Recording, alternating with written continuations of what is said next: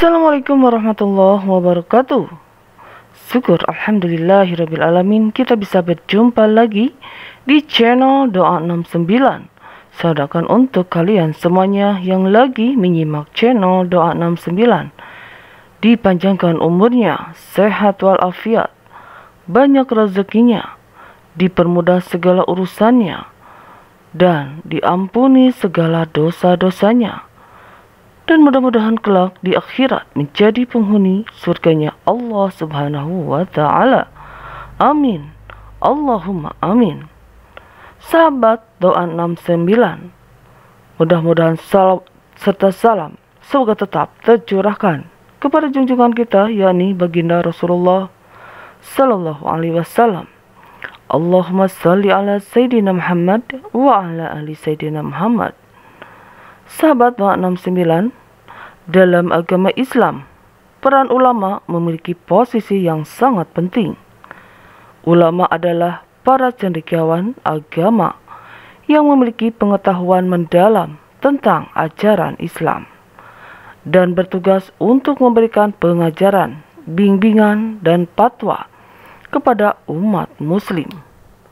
Mereka dianggap sebagai pemimpin spiritual yang membimbing umat dalam menjalankan ajaran agama dengan benar. Selain itu, ulama juga berperan dalam menjaga kemurnian ajaran Islam dan melawan pemahaman yang salah atau menyimpan mereka, bertugas untuk memerangi ekstremisme, intoleransi, dan pemahaman agama yang sesat. Ulama memiliki tanggung jawab besar untuk menjaga kesatuan umat muslim, mempromosikan toleransi, dan menghindari perpecahan dalam umat. Namun, dalam beberapa hadis Rasulullah Shallallahu Alaihi Wasallam telah memberikan peringatan tentang adanya ulama jahat di akhir zaman.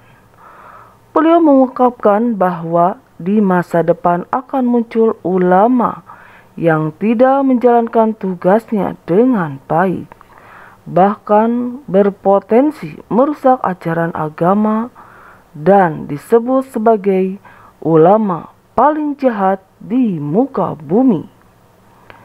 Dalam sejarah Islam telah terjadi dua perang besar yang dapat dikaitkan dengan ulama yang jahat ini. Peran pertama terjadi pada masa setelah wafatnya Khalifah Utsman bin Affan yang menyeret nama Ali bin Abi Thalib dan Aisyah istri Rasulullah Shallallahu Alaihi Wasallam dalam peperangan.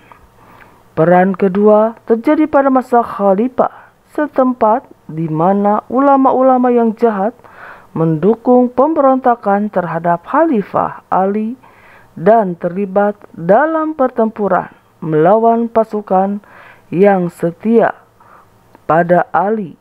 Perang ini menimbulkan konflik internal di kalangan umat Islam yang sangat merugikan, menyebabkan banyak korban jiwa, sampai-sampai non-muslim memandangnya sebagai umat Islam yang haus kekuasaan.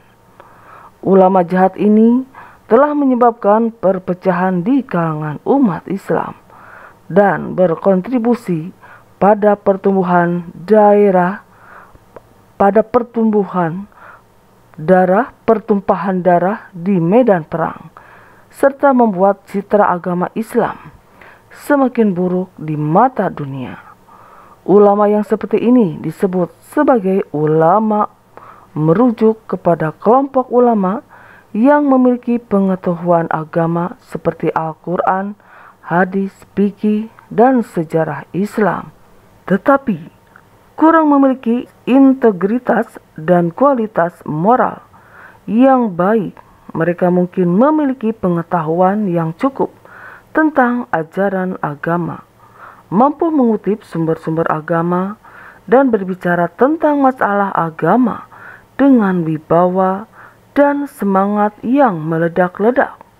Akan tetapi, cenderung menggunakan pengetahuan mereka untuk tujuan pribadi atau kelompok tertentu. Mereka dapat memanipulasi ayat-ayat Al-Quran atau hadis untuk membenarkan tindakan atau pandangan mereka yang menyimpan. Mereka juga mungkin menyalahgunakan otoritas mereka untuk mempengaruhi dan memanipulasi masyarakat. Ulama cenderung mengabaikan tanggung jawab sosial mereka sebagai pemimpin spiritual dalam masyarakat. Mereka mungkin tidak berperan aktif dalam memperbaiki kondisi masyarakat atau memberikan bimbingan moral kepada umat. Rasulullah SAW mengabarkan tentang keberadaan lembah kesedihan di neraka jahanam atau Zubul Husni. Bahkan neraka jahanam sendiri memohon perlindungan dari lembah ini sebanyak 100 kali sehari, sebagaimana yang terkandung dalam hadis riwayat Tirmizi. Suatu ketika Rasulullah SAW menceritakan kepada para sahabat beliau, "Mohonlah perlindungan kepada Allah dari Jub al-Hasan." Maka para sahabat pun bertanya, "Apakah itu Jumat?" Rasulullah SAW beliau menjawab, "Itulah sebuah lembah di neraka jahanam. Setiap hari jahanam sendiri memohon perlindungan dari itu sebanyak 100 kali. Wahai Rasulullah SAW, siapa yang akan memasukinya?" Rasulullah SAW menjelaskan, para pembaca Al-Quran yang beramal karena pamrih. Lembah kesedihan ini dihuni oleh ulama yang beramal pria, yaitu mereka yang melakukan amal ibadah dengan liat hanya untuk mendapat pujian dan pengakuan dari manusia, bukan semata-mata karena ketulusan hati dalam beribadah kepada Allah Subhanahu wa Ta'ala. Rasulullah SAW juga pernah menyampaikan tentang umat Islam yang terpecah menjadi 73 golongan. Kemungkinan penyebab perpecahan tersebut adalah adanya ulama-ulama suyang mempengaruhi pengikutnya untuk menjadi fanatik terhadap kelompok atau golongan tertentu tanpa memperhatikan kepentingan umat secara firman Tuhan. Tindakan seperti ini dapat mengarahkan umat Islam pada perpecahan dan ketidakuniversalan, di mana masing-masing golongan atau kelompok hanya memprioritaskan kepentingan sempit mereka sendiri. Dalam sebuah hadis yang diriwayatkan oleh Al-Baihaqi, Rasulullah SAW bersabda, yang maksudnya akan datang suatu masa yang menimpa manusia, tidak ada Islam kecuali tinggal namanya saja, tidak ada Al-Quran kecuali tinggal tulisannya saja, masjid-masjid mewah tetapi kosong daripada petunjuk, serta ulamanya adalah orang yang paling jahat yang berada di bawah langit. Keburukan yang muncul pada sebagian ulama dapat ditelusuri pada akar masalah mereka yang terjerat dalam cinta dunia, rasa keterkaitan dan keinginan terhadap harta kekuasaan dan kenikmatan materi telah merasuki hati mereka, sehingga mereka menjadi tergoda untuk melakukan perbuatan-perbuatan yang bertentangan dengan ajaran agama dan moralitas. Cinta dunia yang berlebihan menjadi sumber kejahatan yang melingkupi ulama sehingga mereka terjerumus dalam praktik-praktik yang tidak bermoral dan merugikan umat. Nabi bersabda, pada akhir zaman akan muncul golongan yang mencari dunia dengan agama mereka, memakai pakaian dari bulu kambing untuk menunjukkan kerendahan hati. Lisan mereka manis seperti gula, tetapi hati mereka sebenarnya serakah akan harta dan kedudukan. Salah satu faktor lagi yang menyebabkan ulama terjebak dalam keburukan adalah keterbatasan ilmu, dan kurangnya upaya pembelajaran yang lebih luas dan universal. Meskipun mereka memiliki pengetahuan dasar agama, namun kurangnya pemahaman mendalam dan keterampilan analisis yang memadai membuat mereka terhadap kesalahan penafsiran dan pemahaman yang menyimpan. Selain itu, ketidakmampuan mereka untuk terus belajar dan memperbarui pengetahuan juga membuat mereka tidak mampu menjawab tantangan zaman yang terus berkembang alias mencublak di situ-situ saja. Ulama suh juga seringkali menghadapi tantangan dalam hal kepemimpinan dan pewarisan tanggung jawab dari Rasulullah SAW. Kekurangan dalam pemahaman mereka tentang prinsip-prinsip kepemimpinan dan kurangnya keterampilan dalam mengelola urusan umat seringkali memunculkan ketidakstabilan dan konflik di antara mereka. Tidak adanya figur pemimpin yang mampu mewarisi kepemimpinan dengan baik dari Rasulullah SAW yang menyebabkan ketidakpastian dan kekacauan dalam tata kelola agama. Salah satu faktor yang mempengaruhi kebugaran ulama suh adalah pemilikan dan pengendalian yang ada pada mereka, terjerat dalam ikatan kepentingan pribadi atau kelompok tertentu pula, masuk dalam disesatkan dan dimanfaatkan untuk tujuan yang tidak sesuai dengan prinsip-prinsip agama. Pengaruh eksternal dalam bentuk kekayaan, kekuasaan, atau dukungan politik dapat mempengaruhi independensi dan integritas ulama suh, sehingga mereka tidak lagi menjalankan tugas mereka secara objektif dan adil.